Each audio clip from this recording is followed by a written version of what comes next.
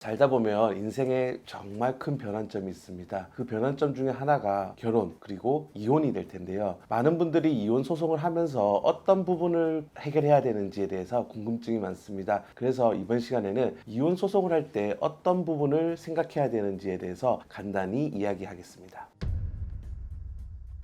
이혼 소송은 보통 크게 한 소송으로 보지만 실제 이혼을 할 때는 5가지 정도로 나눠서 생각을 해볼 부분이 있습니다. 첫 번째, 이혼을 할지 여부에 대한 부분. 두 번째, 재산 분할을 어떻게 할지 여부. 세 번째, 잘못이 있는 사람에게 위자료를 얼만큼 청구할 수 있는지 여부. 네 번째, 자녀가 있을 경우 누가 양육을 할 것인지 여부. 마지막으로 양육을 하지 않는 쪽에서 양육을 하는 쪽에 얼만큼 양육비를 지급할 것인지, 이러한 5가지 부분이 동시에 해결돼야 될 부분이 있습니다. 먼저 이혼을 할 것인지 여부. 이혼 소송을 준비하시는 분들 중에 이혼의 의사가 합치하시는 분들도 있지만 이혼을 한쪽에서 원하고 한쪽에서 원하지 않는 경우가 있을 수 있습니다. 이럴 경우 재판상 이혼 사유가 되는지가 중요한데요. 외도가 있다든지 또는 폭행이 있었다든지 또는 서로 도저히 살 수 없을 만큼 별거 생활이 길어져서 혼인을 돌릴 수 없는 정도인지에 대한 여부가 중요한 쟁점이 됩니다. 이런 경우에는 이혼 소송 중에서도 재판장님께서 이혼 당사자들에게 이혼을 할 것인지 이혼에 동의할 것인지 이런 걸 물어보게 되는데요. 물어보는 과정에서 이혼을 하겠다라고 하는 경우도 꽤 있기 때문에 그러한 부분은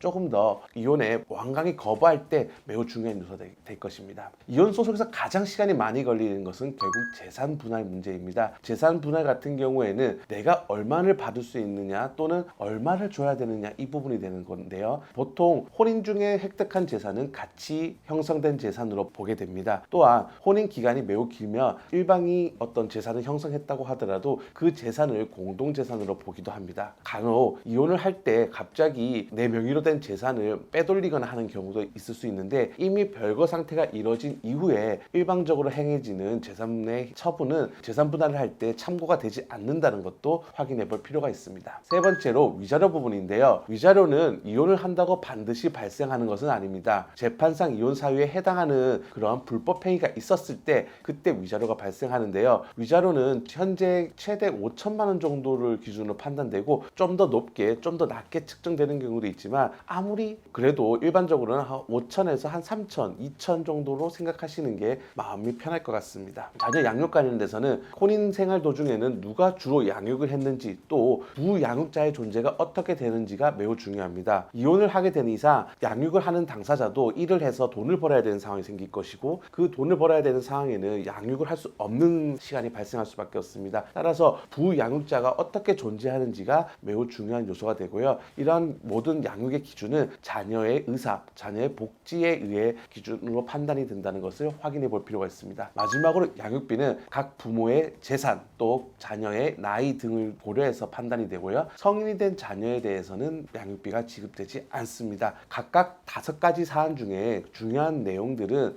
각 사안에 따라 달라질 수 있기 때문에 그러한 부분은 전문가와 상담을 통해서 해결하는 것이 좋을 것 같습니다.